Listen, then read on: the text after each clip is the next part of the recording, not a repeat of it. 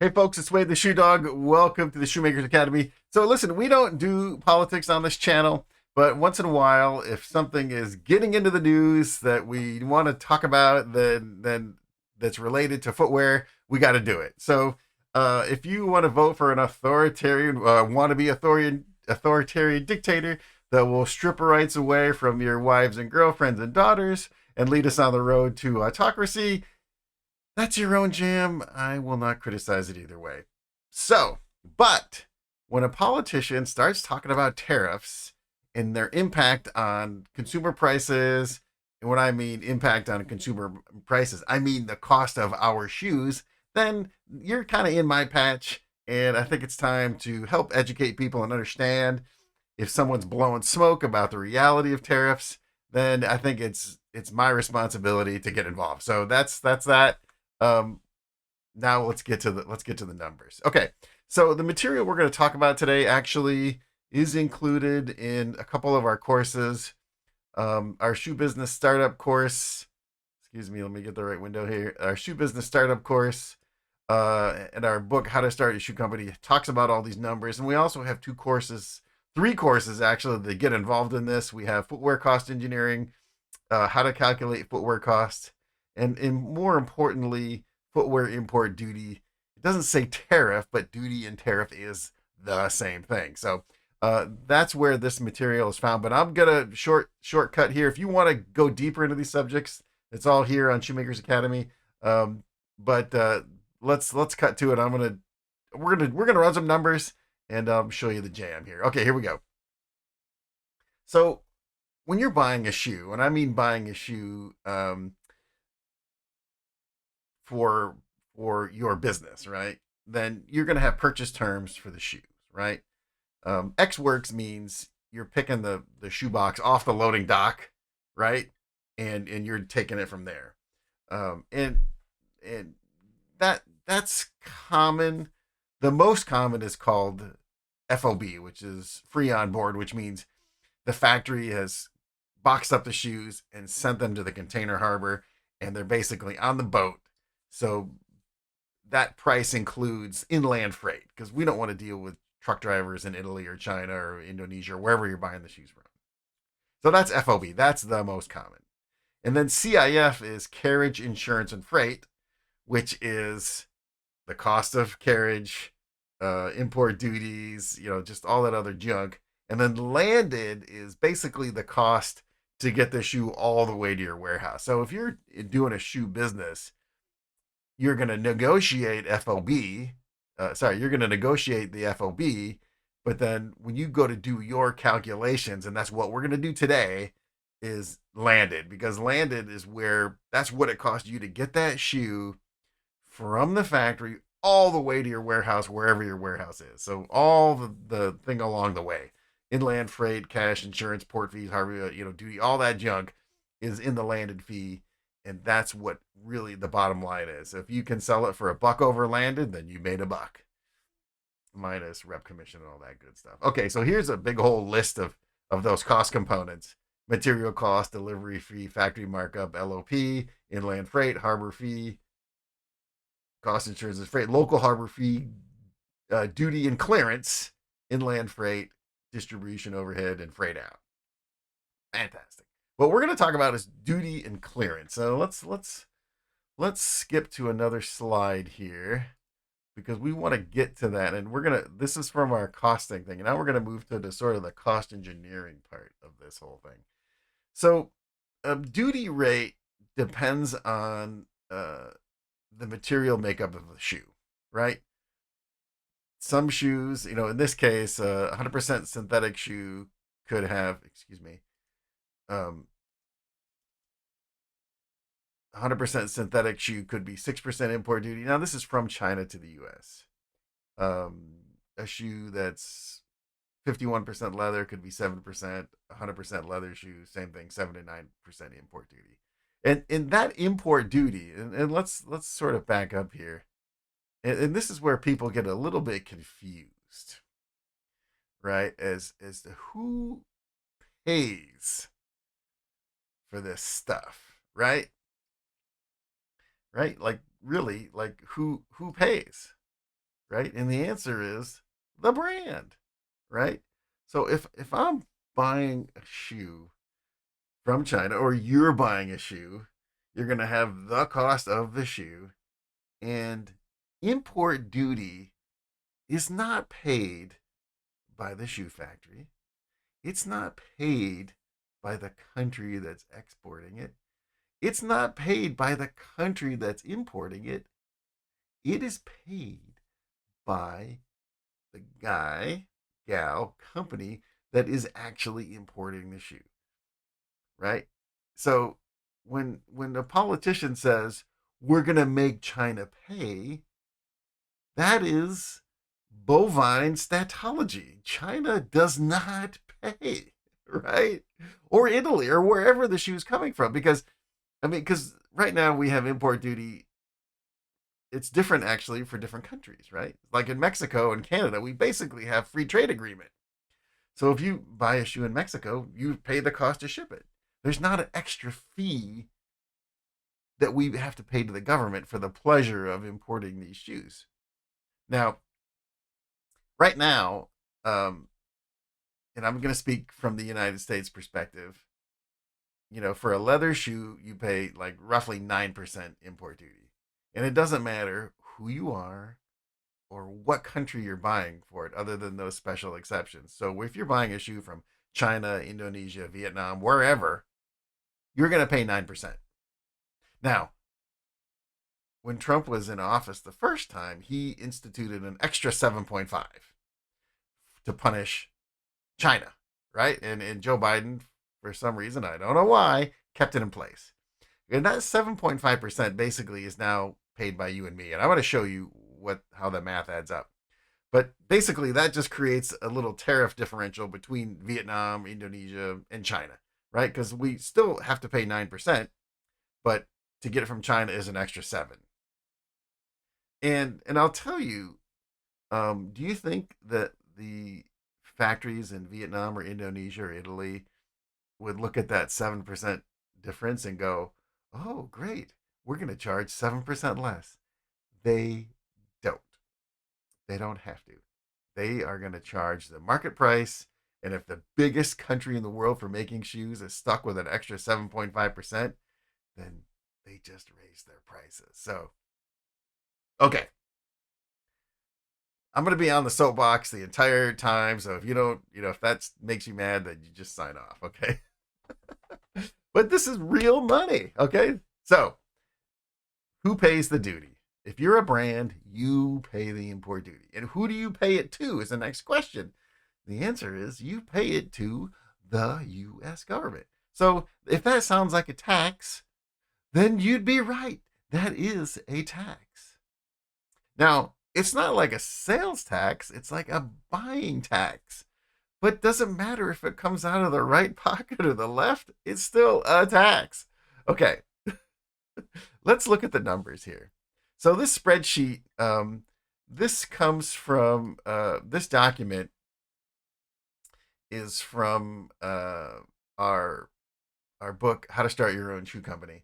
And we basically walk through all the math for this thing. And I'm going to actually, here's what I'm going to do. I'm going to go, we're going to save another copy of this. And we're not doing this scripted here. We're going to just adjust it here. And, but if you buy that book, this is the chart you see. If you take the course, this is the spreadsheet you're going to get. If you were to call me and email me and say, hey, Wade, could you send me that chart? I would say, fine, I will send you that chart. Whoops. Okay.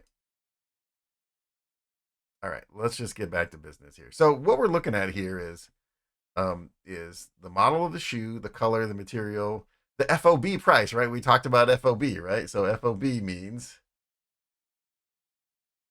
the cost to just make the shoe and get it to the harbor. So we're going to be based on FOB, right? And the reason why FOB is important is because the tariff is based on the FOB price of the shoe, right? So right now, we're going to run through this. This particular shoe it's a running shoe that's synthetic duty. So it has 20% tariff on it already. Now, actually, we're going to change this because guess what? there is actually a a um, extra 7.5%. So we're just gonna add that, right? So you can see what that is. So this now is 27.5. Okay. And the dude, so okay, let's rounding to 28, but let's just put that extra decimal in there so you can see what's happening here. We got it. Okay. All right. We'll get that. We'll get that going here. Okay, there you go. 27.5% right there. So you can see the duty right now on that shoe is $4.68. Okay. So that $4.68 has to get tacked on, right, to the landed price of the shoe, right? And here, let me do this. Let me gonna I'm gonna adjust myself here. There we go. So you can see what's going on here, right? Okay. So you can see right here above my head, the landed price of that shoe just went from 3049 to 3177. Okay. That's cool. That's what happens. Now, that's just 27% duty. Now, you know, Mr. Trump has tossed out lots of numbers, right? And one of them is 100, right? So let's change this from 27% to 127%. Okay, so that basically means the duty rate goes from $4.68 to $21.68. Wow, that's a lot. Okay, and now that makes the landed price instead of 31 bucks, 48 bucks. Okay, fine. This is kind of absurd, but he also said, well, maybe 200%. Okay, so well, now, hey, maybe that 200% doesn't include the already duties that are on it, and it's just 200%. We'll just put that in there and see what you get, right? So now your landed price is, instead of 31%, it's actually 61% because the duty rate is now twice the price of the shoe. Okay, so is it worth it for us to do 1,000%? Maybe he said 1,000%, right? And let's just do it to show the absurdity of what that means. So okay, now our duty is 1,000%. So that means that now the duty rate is now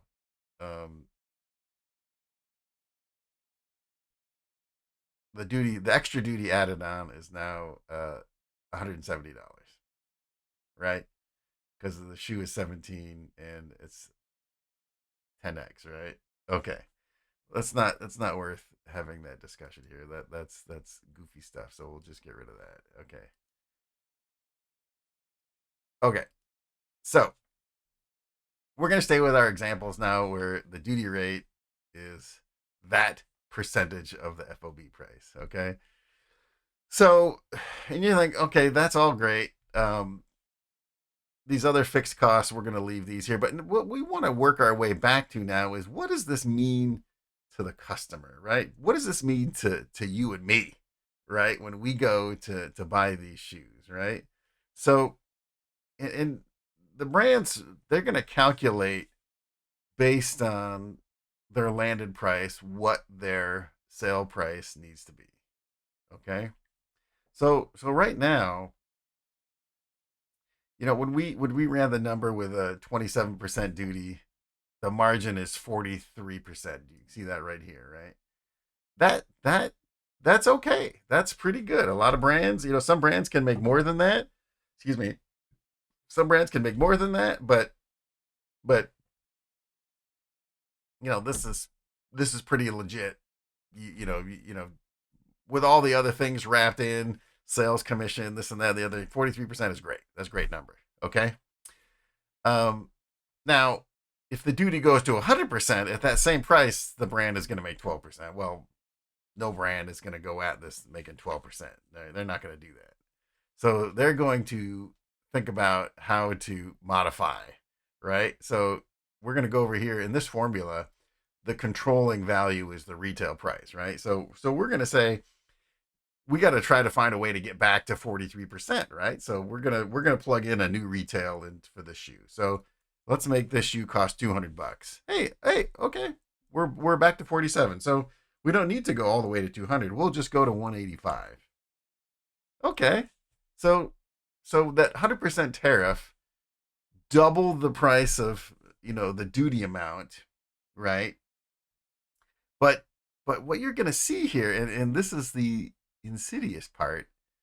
Insidious. I don't know if that's the right word for this, but this is the part that maybe people don't quite understand, which is if a cost component increases, then the brand doesn't just add that to the cost of the item in the store, right? It actually gets added in margin to everywhere else. So what do I mean by that is this: if you look at the difference in duty rate, right, it ends up being 4.68 minus 21. So we're going to go, this value equals 21.68 minus 4.68. So the difference there is basically $17, right?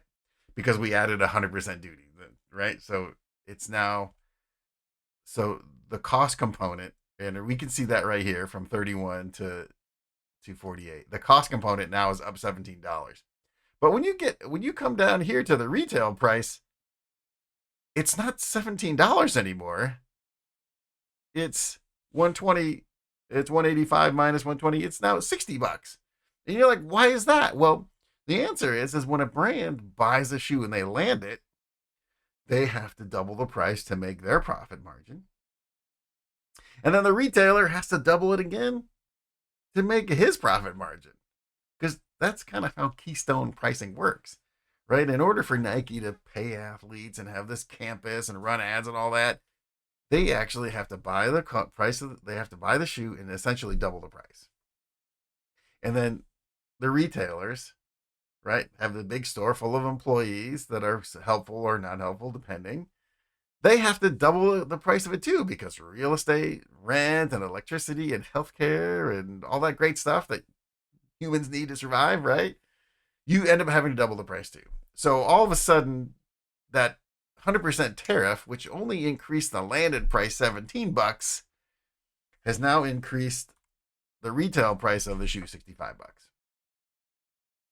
And who pays? You pay. So China is that $65 here. China is not paying that. You are paying that. So that's it, folks. That's the long and short of it.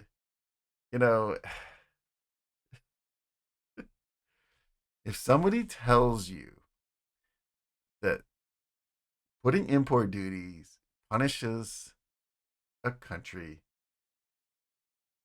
that's only half the story.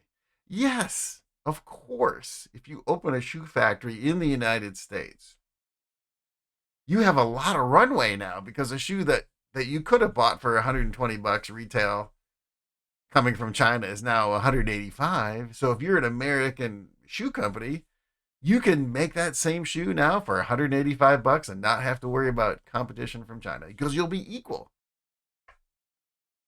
Because you're not going to, if you know that the retail price of that shoe coming from China has to be $185, you're going to charge $180 for yours. You're not going to be back at $120.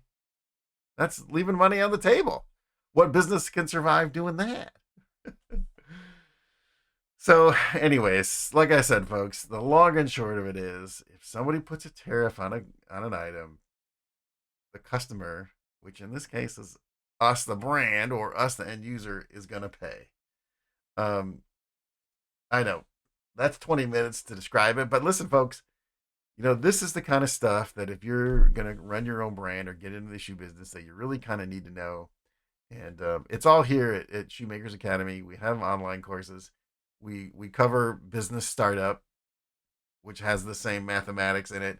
And then again, like I said before, we have a cost engineering course and we have a cost calculation course. Now, these are two different things here. Cost calculation is like the raw cost to make the shoe. cost engineering are all the tips and tricks that we can use when we're buying shoes to get a better price. And also, you say, Wade, why is footwear duty regulation? What can I do about that as a designer, as a buyer? The answer is there's a lot, because you can change the specification of your shoe to be in more efficient duty categories. And as a designer, I would have to do that. And definitely as a product manager, you're gonna have to do that, because you're gonna that will be part of your design brief to tell your designers and developers, hey, this is the duty category that we're going for because this is what it's going to cost. Okay, folks. Hey, I really appreciate you staying with us. And like I said, politics is politics. I don't care who you vote for as long as you get out and vote and as long as you understand the implications of that. So if you're a real sneakerhead, one candidate wants to raise prices for you and the other one has other plans. So just that's what I'm saying. Um, I would prefer Americans to be fully employed, which seems like we are. And I don't know if Americans want to work in shoe factories here, as I've seen, maybe not. Anyways, but just so you know where tariffs come from, where it goes, and